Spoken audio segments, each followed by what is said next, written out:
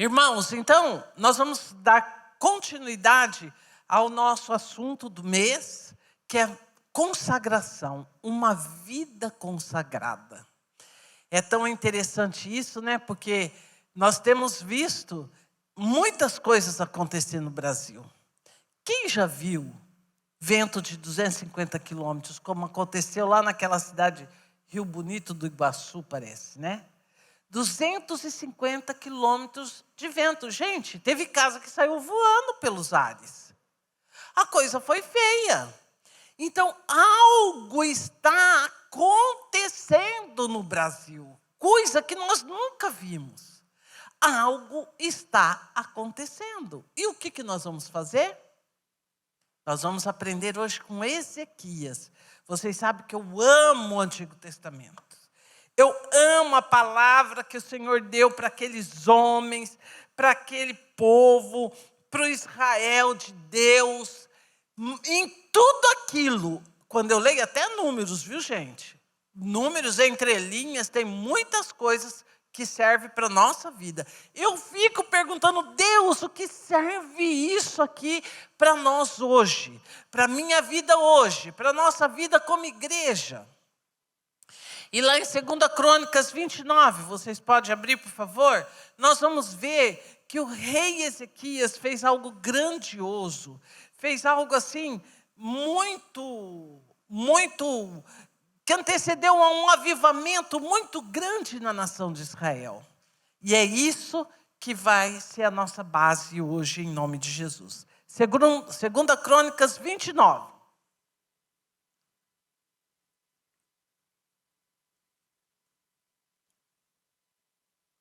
Todos acharam? Amém. Então vamos lá. Deixa eu arrumar a casa. 29, versículo 1. É o discurso e o chamado dos levitas e sacerdotes.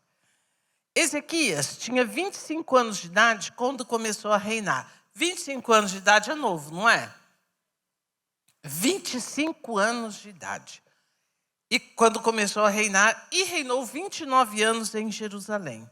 O nome de sua mãe era Abia, filha de Zacarias. Ele fez o que o Senhor aprova, tal como tinha feito Davi, seu predecessor.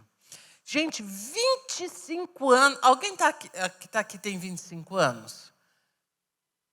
A menina da Silvia não tem. A Lohane, tem quanto? Ah, vá. A esposa do Fábio. Nossa, você engana bem, hein, irmã? A Bruna. Outra que engana. A Raira. Gente, ainda bem que não sou eu, né, Lucy? A Lucy tem 25. 25 anos de idade. O pai dele foi o rei Acás. Um rei perverso, um rei que fez muitas coisas ruins, que Deus desaprovou. Ele chegou no fundo do poço. Um rei que foi terrível em seus atos como rei de uma nação. Ele levou Israel para o pior estado espiritual que poderia existir. E ali, Ezequias, com tudo isso que ele vivia na casa dele, eu não sei se ele já tinha buscado ao Senhor de alguma forma, porque, gente, o pai dele mandou fechar o templo. O pai dele colocou coisas impuras dentro do templo. Imagina você viver num ambiente desse. Mas Ezequias tinha o coração dele no Senhor. Ezequias tinha algo que queimava no coração dele. E eu não sei como, porque imagina, hoje no mundo é tão difícil nós vermos jovens se dedicando ao Senhor, jovens querendo agradar o Senhor. Imagina ele dentro de casa já tendo esse ambiente dificílimo. Mas por que eu cheguei a essa conclusão? Porque olha aqui o que fala no versículo 3. No primeiro mês do primeiro ano de seu reinado, ele reabriu as portas do templo e as consertou. Agora dá uma olhadinha no versículo 27. Aqui fala que no primeiro mês do primeiro ano do seu reinado. Já no versículo 17 fala, começaram a consagração no primeiro dia do primeiro mês. Então, no primeiro dia que ele foi empossado como rei, um menino de 25 anos, ele se levantou e falou, vamos reabrir as portas do templo. Ele não procrastinou, ele não ficou pensando, vamos ver se vai dar certo, vamos fazer um planejamento estratégico, vamos ver o que Deus tem para nós, vamos ver o que vai... Não, no primeiro dia, ele reabre as portas do templo. Agora, ele reabre por quê? Porque estava fechada, lógico. Eu e você somos espertos, Fábio. Vira aqui no capítulo 28, versículo 24. Olha aqui que fala no capítulo 28, versículo 24. Acás, que era o pai de Ezequias, juntou os utensílios do templo de Deus e os retirou de lá. Também trancou as portas do templo do Senhor e ergueu altares em todas as esquinas de Jerusalém. Então, Acás, o rei de Israel, aquele que deveria governar, ser o governante de Deus, para estar conduzindo Israel na presença do Senhor e serem aquilo que Deus tinha o propósito para eles, ele tranca, ele fecha o templo. Ele fecha e pior, coloca coisas impuras lá dentro. Mas, gente, é assim um fechar de abandono. Não entrava ninguém, não se fazia nada, mas tinha coisas impuras lá dentro. Aí, versículo 4. Convocou os sacerdotes e os levitas, reuniu-os na praça que fica ao lado leste e disse, escutem-me, levitas, consagrem-se agora e consagrem o templo do Senhor, o Deus de seus antepassados. Retirem tudo que é impuro do santuário. Ele convoca no primeiro dia do primeiro mês, do primeiro ano do seu reinado, ele convoca os sacerdotes e os levitas, abre as portas do templo. Só que, para ter templo, para ter ministração ao Senhor, precisa estar consagrado, purificado. Então, ele chama esses levitas, esses sacerdotes, e fala com eles. Vão se consagrar, vão se purificar, para tirar tudo aquilo que está impuro do templo de Deus. Bom, aí aconteceu, quarta-feira, estávamos em 9 pessoas.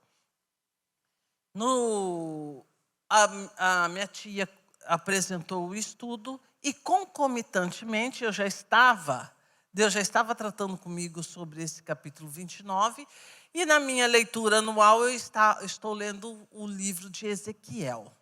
Devia estar no 8, 10, por aí. Que fala exatamente a condição que estava o templo nessa época aqui de Ezequias.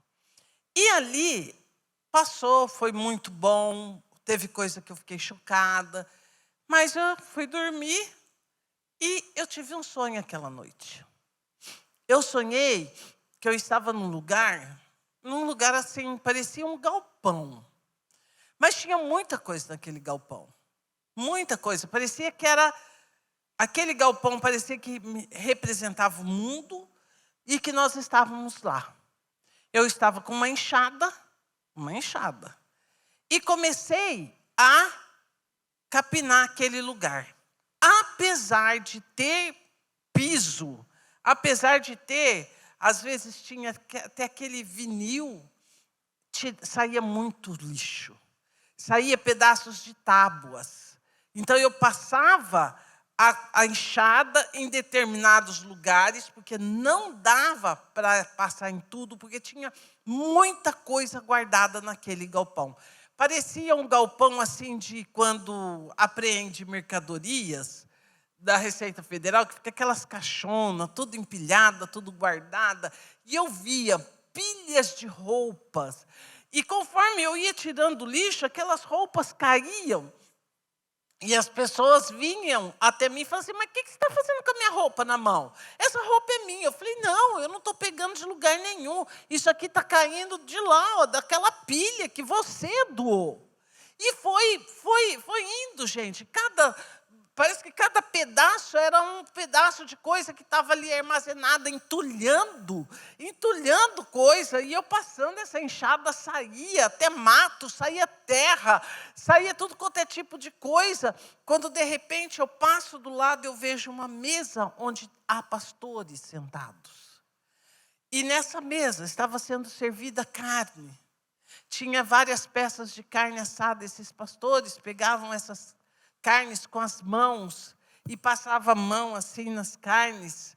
Tinha uns que comiam, outros não. Tinha um que estava até com um cachorro aqui, meio do lado, junto do cachorro, e ele passando a mão naquela carne. E eu fui andando. Eu olhei, fiquei parada, continuei andando, continuei indo por aquele galpão. E limpando, tirando entulho, tirando madeira que saía, tirando mato, tirando terra, tirando muitas coisas. Quando, de repente, começa a ruir um prédio do lado. O prédio começa a cair e a gente começa a falar, a gritar. Eu e mais quem estava lá, eu não vi ninguém comigo. Eu sei que tinha mais gente, mas eu não via. Aquele prédio caindo e eu falava, foge, corre. Corre, corre, porque senão vai desabar tudo, vai desabar e nós morreremos.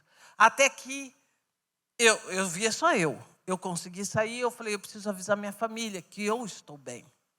E eu acordei, eu fugindo, eu acordei no dia seguinte, meio assim ansiosa, falei, nossa Deus, o que é isso? O que vem a ser essa coisa toda? Essa sujeira, essa imundícia, um senso de urgência, tem que fazer, tem que acontecer alguma coisa. E aí no decorrer do dia, eu fiquei com aquilo, fiquei orando, falei, Deus, se for do Senhor, o Senhor me traz entendimento. Se não, é para eu fazer a faxina do Natal mesmo na minha casa, que comecei ontem. E aí eu fui, no decorrer do dia, eu fui vendo que quando nós consagramos a nossa vida, às vezes nós achamos que nós temos que deixar as coisas que são pecaminosas. E não é isso somente. Isso aí é natural do cristão. A gente vê Colossenses, a gente vê Romanos, em muitos lugares da palavra que diz que é para nós abandonarmos todas as coisas que nos afastam do Senhor. Mas quando você fala, eu me consagro ao Senhor, Ele te separou para algo específico. Ele te chamou para algo específico. Então, é algo assim, eu vou me consagrar, vou dar um exemplo, vou me consagrar a partir de amanhã, vou orar 40 minutos pelas nações. Vou tirar o quê? Às vezes não é coisa ilícita, não. Vou tirar algo que é até lícito, mas eu vou ficar 40 minutos ali em oração pelos povos, pelas nações, pelos missionários. E ali eu estou me consagrando. Então, e eu entendi tudo aquilo lá da sujeira do meu sonho, que nós temos que tirar tudo isso que nos impede. Porque quando Deus nos chama, e Ele nos chama, Ele te chamou, se você está aqui é porque Ele te chamou, Ele não vai começar no grande. Ele vai começar com você, comigo e com você. Ué, Ele não queria começar com Israel? Queria. Israel quis? Não. Então Ele começou com quem? Com os levitas, com os sacerdotes. Separou uma tribo pequena e falou, vem cá, você vai agora se purificar, se consagrar para aquilo que eu quero fazer na nação de Israel. Então, os levitas e os sacerdotes iam, se consagravam, se apresentavam diante de Deus, oravam pelo pecado da nação. E hoje nós temos um sumo sacerdote, que é o Senhor Jesus Cristo. Amém? Então você é chamado sim. Você é chamado consagrado por Deus. Quarta-feira nós aprendemos que consagrado é ser separado. Você é separado, o levita não podia ter contaminação. Nem se a mãe ou o pai falecesse, o irmão, ele não poderia ter contato, porque ele estaria contaminado. Então, nós hoje não temos todas aquelas regras da lei, mas você hoje é separado para algo que o Senhor te chamou para fazer. Você é consagrado ao Senhor. Ele quer que as nações venham ao conhecimento dele. Por onde ele vai começar? Por mim e por você. Por mim e por você, porque os povos não querem, os povos não conhecem o Senhor. Mas eu e você conhecemos, então ele quer começar por nós. Ele quer que você seja a voz dele, onde quer que você esteja. Então, Ezequias chama os levitas e os sacerdotes e fala: vocês se consagrem, se separem, porque há muito tempo, não sei se 15, 20 anos, o templo estava fechado, os sacerdotes, os levitas não estavam na função deles. Então Ezequias chega e fala: se separam, consagrem o templo do Senhor e retire tudo que é impuro do santuário. Agora veja o versículo 6. Nossos pais foram infiéis. Fizeram o que o Senhor, o nosso Deus, reprova e o abandonaram. Desviaram o rosto do local da habitação do Senhor e deram-lhe as costas. Veja que ele fala assim: ó, vocês são os pecadores, os seus pais que fizeram... Não, ele falou, nossos pais, ele se inclui. Então isso é reconhecer, se humilhar perante o Senhor. Senhor, o nosso país, o nosso povo, as nações, eles pecaram contra o Senhor. Então é tomar realmente aquilo que está acontecendo, mas eu não estou fora. Eu não estou fora disso, porque apesar dos meus erros, apesar dos meus pecados, apesar de tudo, Deus tem misericórdia sobre as nossas vidas. E Ele nos chamou. Assim como Ezequias, assim como Davi. Eles foram homens diferentes, mas tinham seus erros, tinham seus pecados. Assim como nós temos, irmãos, não somos perfeitos. Mas Deus te chamou, Deus te chama. Não sei se para as nações, não sei se para Araçatuba, não sei se para a tua rua, para o teu condomínio, mas Ele tem te chamado. Amém?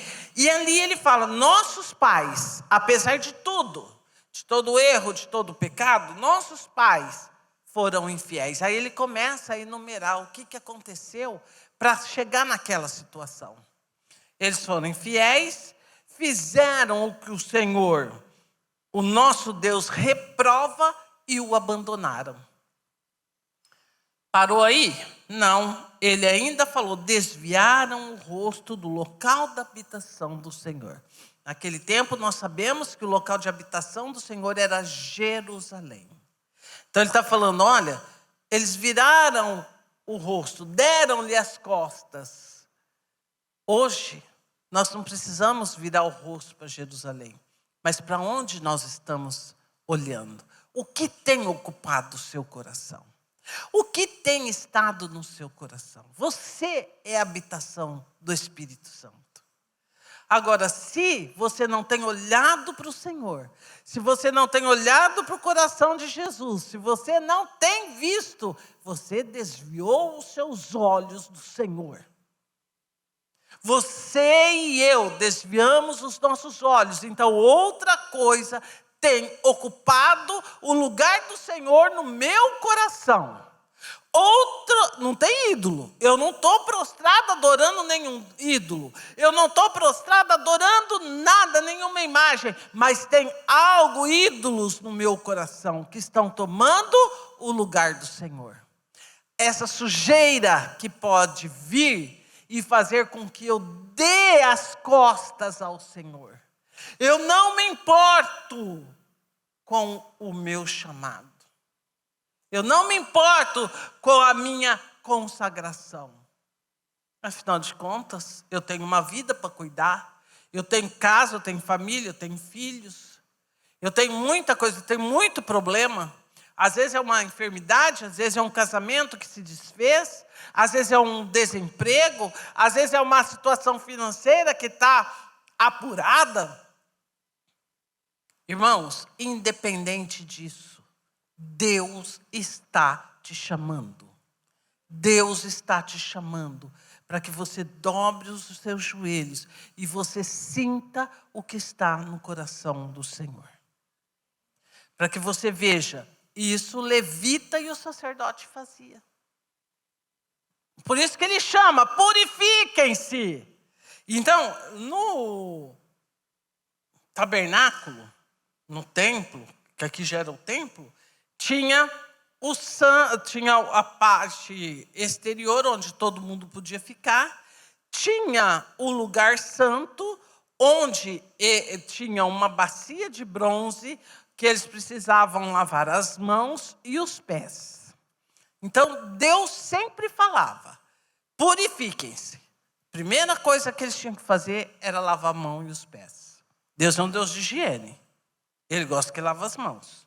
Lembra quando Jesus encontrou aquele povo e falou assim, mas teus discípulos não lavam a mão para comer? Ele falou, não é o que entra, é o que sai, que está no teu coração, que é o perigo. Mas Deus gosta de higiene.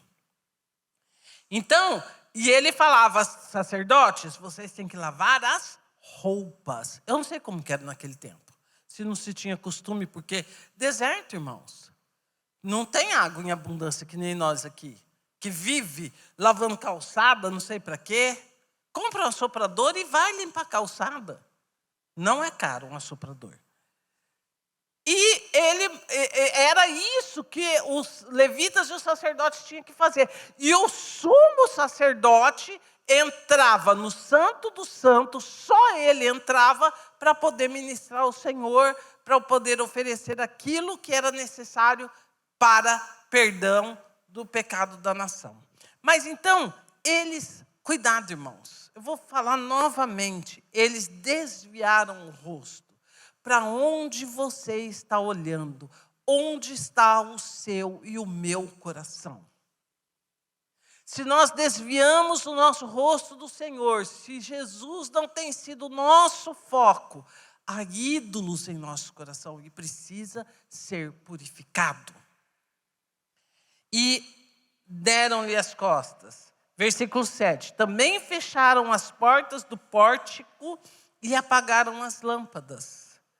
Não queimaram incenso e nem apresentaram holocausto no santuário para o Deus de Israel.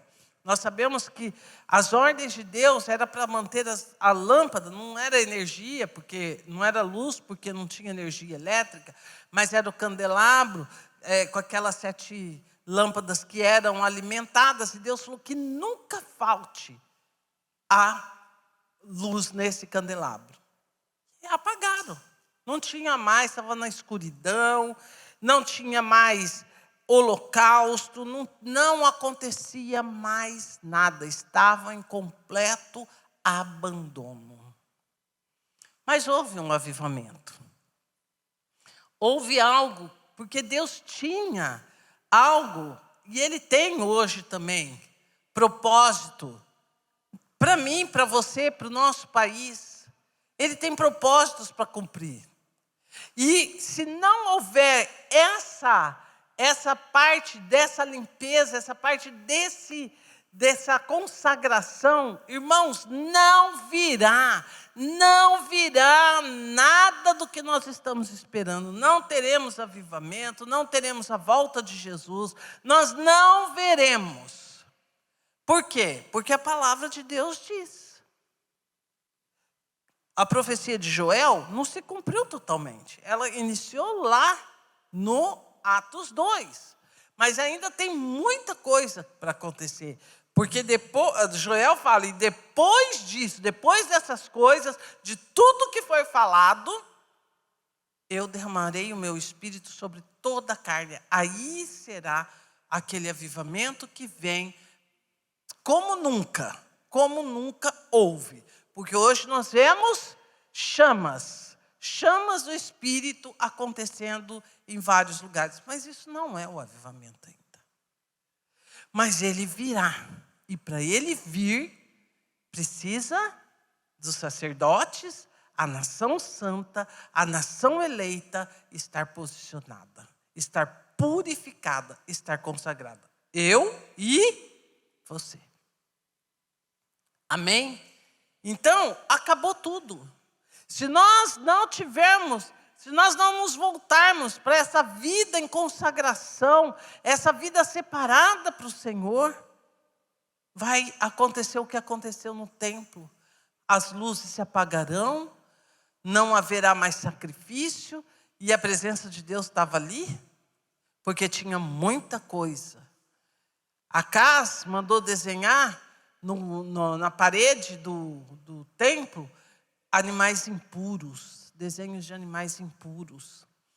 Dentro do templo, ali onde ainda tinha acesso, havia prostitutos cultuais. Ou seja, era prostituição mesmo, no sentido da palavra, porque eles apresentavam isso aos ídolos. Filhos e filhas eram sacrificados. Então estava acontecendo muitas coisas horríveis. Mas por quê? Havia abandono. Havia negligência. Mas Ezequias, no primeiro dia, não se esqueça disso, ele não procrastinou. Nós não vamos deixar isso passar. Mas a atitude que nós tivemos que tomar, nós tomaremos. Senhor, ainda que tudo esteja difícil, que está doendo, eu estou sobrecarregado, eu não vou deixar passar. Mas hoje eu tomo essa atitude de consagrar a minha vida. É fácil nós falarmos. É fácil nós cantarmos a música que tudo coopera para o bem daqueles que amam a Deus. É fácil cantar. Mas diante de uma adversidade que você não está contando, que você não está esperando, tudo vai contribuir para o seu bem, para o meu bem, como Deus, como Senhor. Como vai contribuir? Esse fato vai contribuir para o bem da minha vida. Eu não tenho explicação, mas eu não preciso de explicação, eu preciso crer que Deus está vendo. Eu preciso saber que Ele é o meu Deus. Vamos continuar. Versículo 8. Por isso a ira do Senhor caiu sobre Judá e sobre Jerusalém, e Ele fez deles objeto de espanto, horror e zombaria, conforme vocês podem ver com seus próprios olhos. Deus, por causa daquilo que o povo estava fazendo, tudo aquilo que uma nação fez, a ira do Senhor acendeu. Então, não esqueça.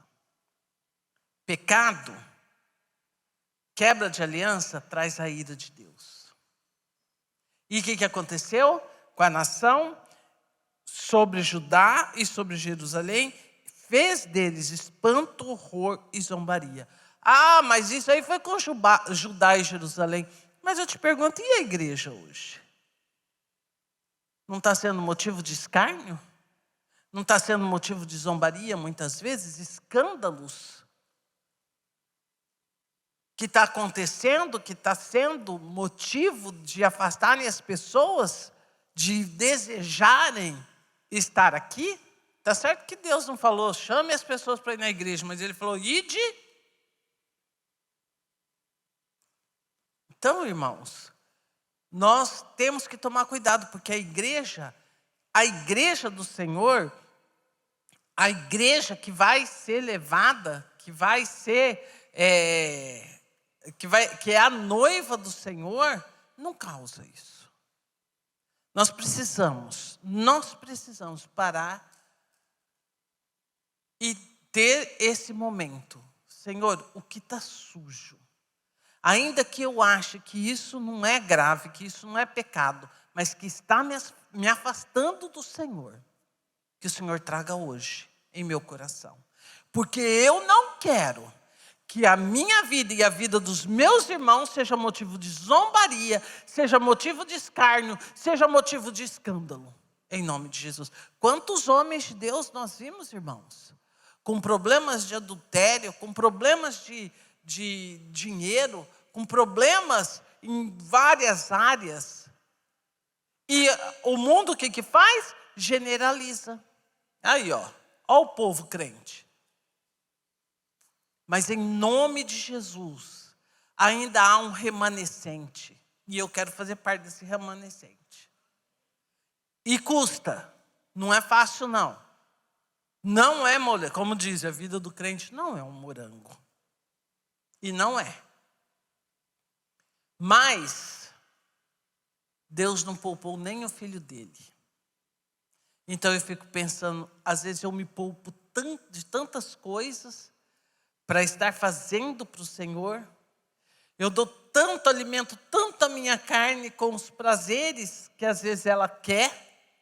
Vai dormir, Eliana, você está muito cansada. E eu vou, porque eu amo dormir. Mas às vezes Deus está me chamando. Não, Eliana. Eu quero... gente, a Magali acorda 2h15 da manhã para orar. 2h15. Eu acho que eu nem virei do lado ainda.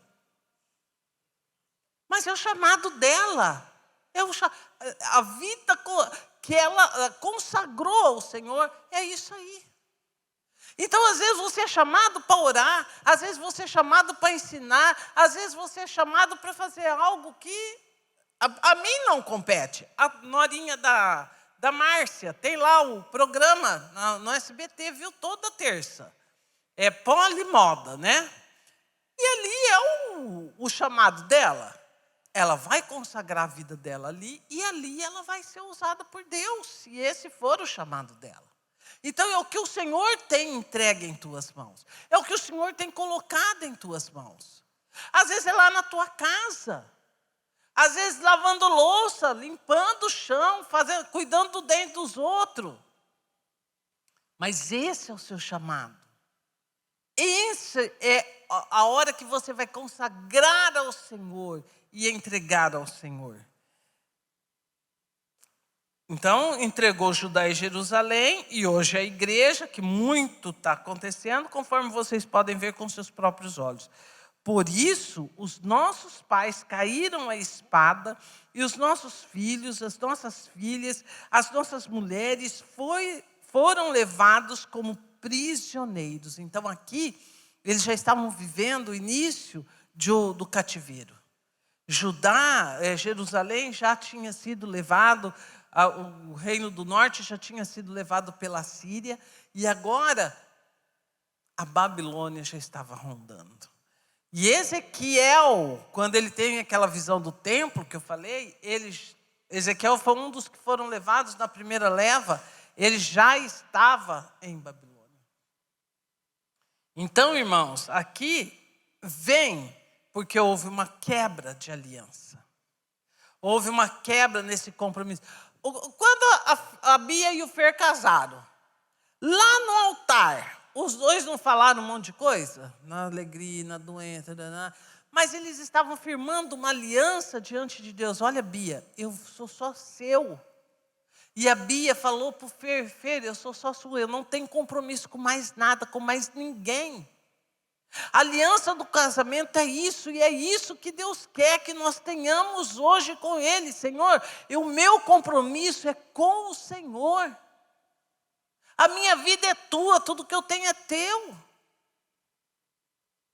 E ali, olha o que Ezequias fala no versículo 10. Pretendo, pois, agora fazer uma aliança com o Senhor, o Deus de Israel, para que o fogo da sua ira se afaste de nós. Tem traduções que falam, desejo, meu desejo é fazer uma aliança. Ué, mas eles não são um povo da aliança? Não é o povo de Deus? Sim, mas a aliança havia rompido. Então eles tinham que renovar essa aliança, porque Deus é um Deus de princípios, e a aliança é um princípio de Deus. Essa é a conversa do Senhor. Aliança com o Senhor. O Deus para que o fogo da sua ira se afaste de nós. Então, infidelidade, irmãos, traz ira de Deus, mas a aliança é a conversa de Deus. Aí começa a mudar. Não temos noção do que é uma aliança quebrada, porque hoje em dia é difícil nós vermos, porque casamento teretetê está desfeito, negócio desfeito, aliança espiritual quebrada, e muitas vezes nós não vivemos isso, mas Deus é um Deus de aliança e Ele tem intenções sim em te amar. O amor dele pode ser incondicional, mas ele tem intenções sim em te amar. E qual que é a intenção do Senhor? Ter relacionamento com você. Por que que Elias chegou para Acabe e falou assim, olha aqui, Acabe, não vai chover, tá legal? Não vai, porque ele sabia que Deus ia fazer. Ele não estava inventando moda. Elias conhecia o coração de Deus. Agora mete você aí lá nas autoridades governamentais e falar, se você não fizer isso, a mão de Deus vai... Você vai passar vergonha, eu e você. A não ser que você conheça o coração de Deus e Ele te mandou ir lá fazer isso. Mas é essa a intenção que Deus tem, que você conheça o coração dEle, que você veja o que está no coração dEle, que você sinta o que Ele sente, que você chore pelo que Ele chora. Essa é a intenção dEle nos amar, é de ter esse relacionamento. Agora o versículo 11. Meus filhos, um menino de 25 anos, estava falando com um levita sacerdote, acho que tinha sacerdote lá para cuidar de ser pai dele, e ele fala, meus filhos, não sejam negligentes. Agora, pois, o Senhor os escolheu para estarem diante dele e os servirem para ministrarem perante ele e queimarem incenso. Queridos, Deus te escolheu.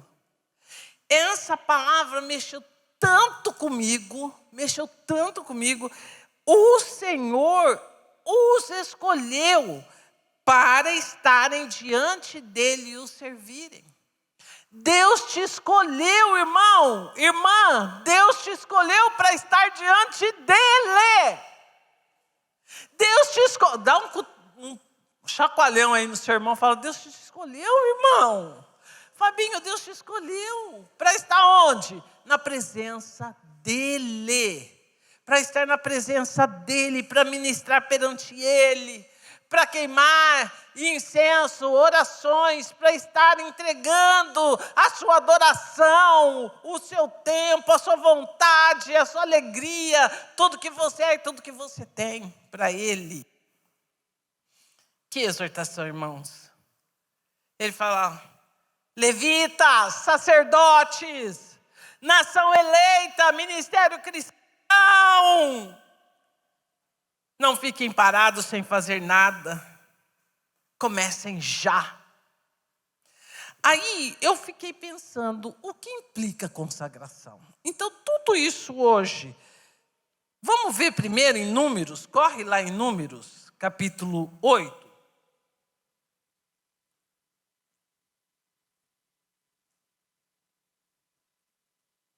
Números capítulo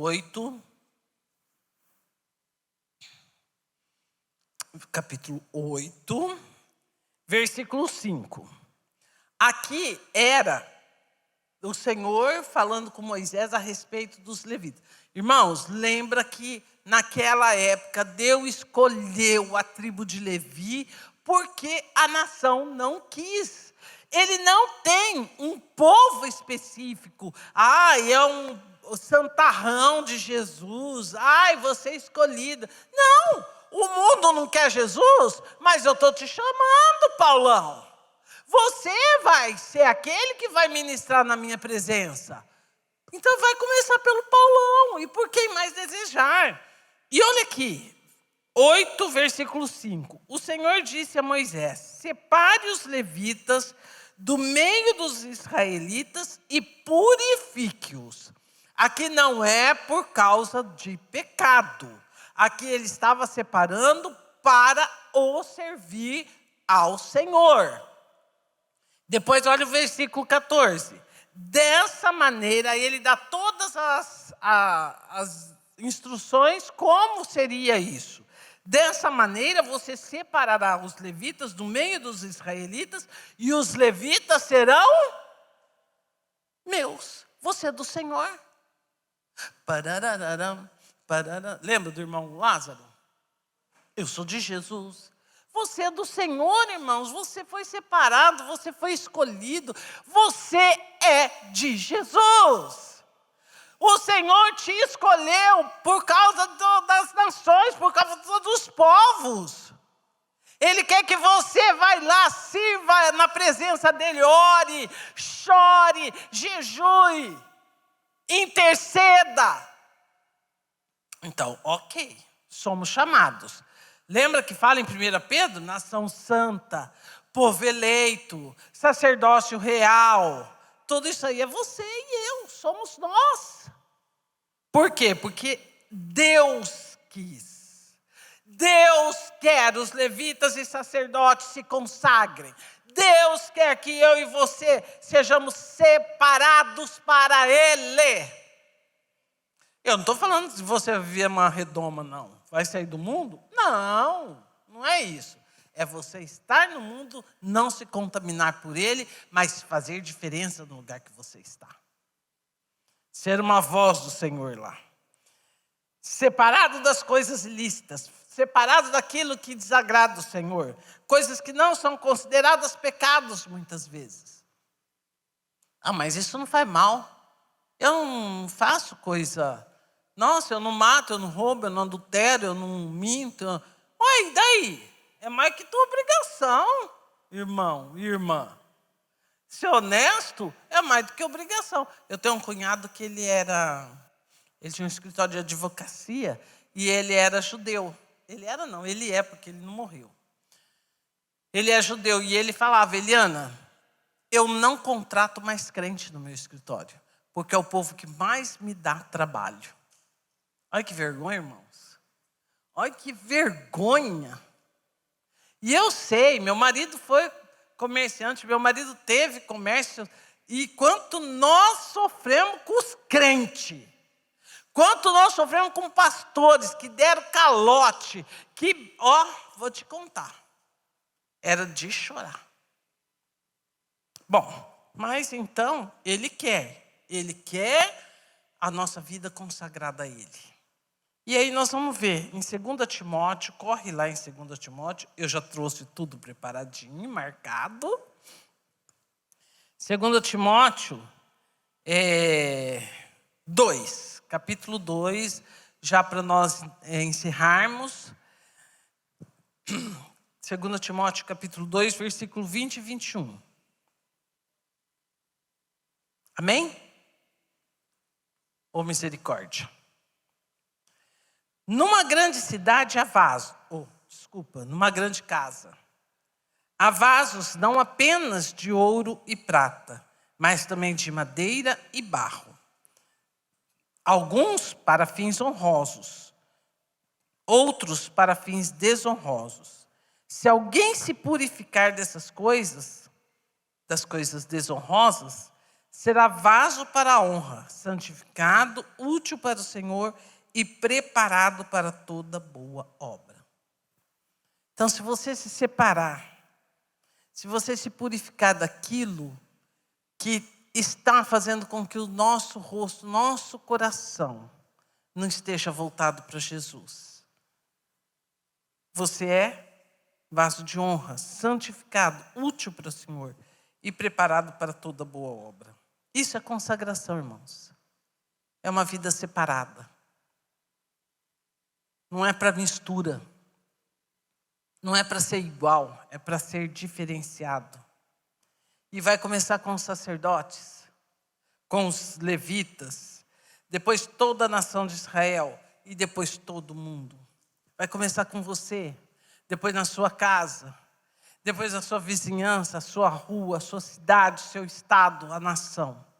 Mas vai começar por você. Esse é o nosso chamado. Não é exclusivista. Ai, Deus tem um povo. Não é isso, uma separação. Ele quer que todos venham ao conhecimento da salvação, que ninguém se perca. Porque nós temos uma eternidade, irmãos. Nós temos uma eternidade.